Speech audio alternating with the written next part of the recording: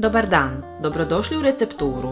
Danas vam predstavljam nevjerojatno ukusnu čudo tortu koja se tako zove s dobrim razlogom. Ovu odličnu starinsku tortu od oraha i čokolade pravim po provjerenom receptu moje svekrve, po kojem uvijek ispadne savršeno. Počinjemo s izradom biskvita. 4 bjelanjka ćemo ulupati u čvrsti snijeg.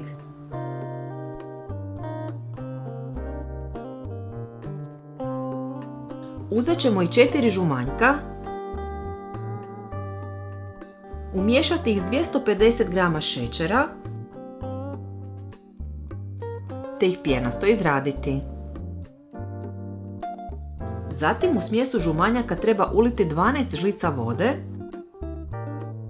te kratko izmiksati. Otapamo 50 g čokolade za kuhanje,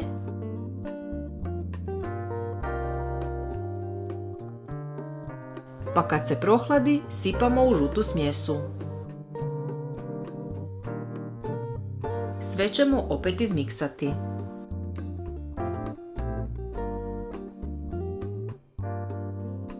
Suhe sastojke potrebno je spojiti. Dodajemo 240 g glatkog brašna, 120 g mljevenih oraha, 1 žlicu crne kave i 1 prašak za pecivo, pa ćemo ih pomiješati.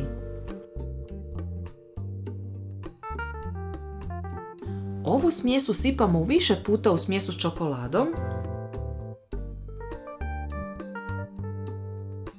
i svaki put ćemo je dobro izmiksati.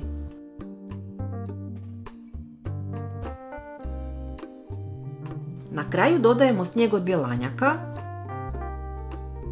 pa ga ručno također u više puta sjedinjujemo sa smjesom.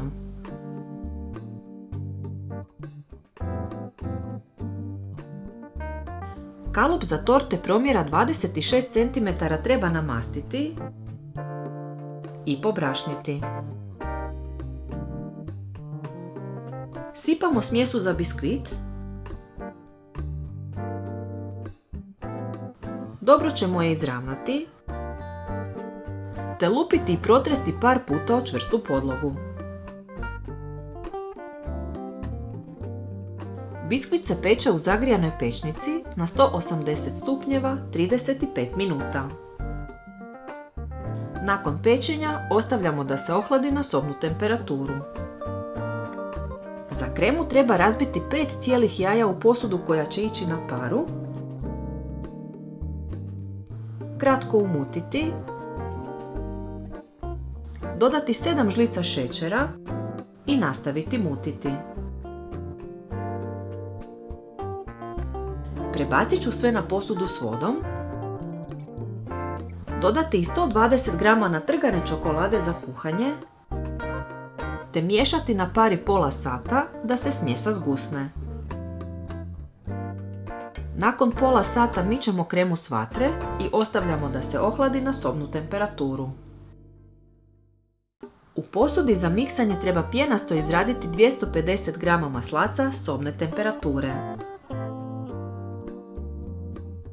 Zatim mu postupno dodajemo ohlađenu kremu i nakon svakog dodavanja sve treba dobro izraditi mikserom. Biskvit sam narezala na 3 dijela, pa na prvi stavljam trećinu kreme, koju ću razmazati i zagladiti. Prekrivamo drugim biskvitom, kojeg treba namazati drugim slojem kreme.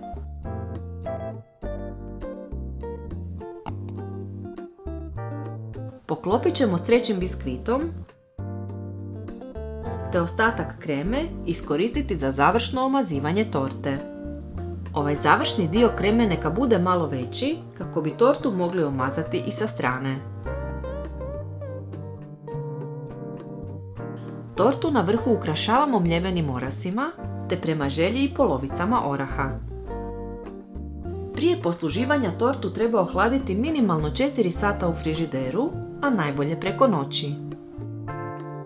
Ako vam se dopao ovaj recept, dajte nam like i zapratite nas, te mi ostavite komentar ispod videa.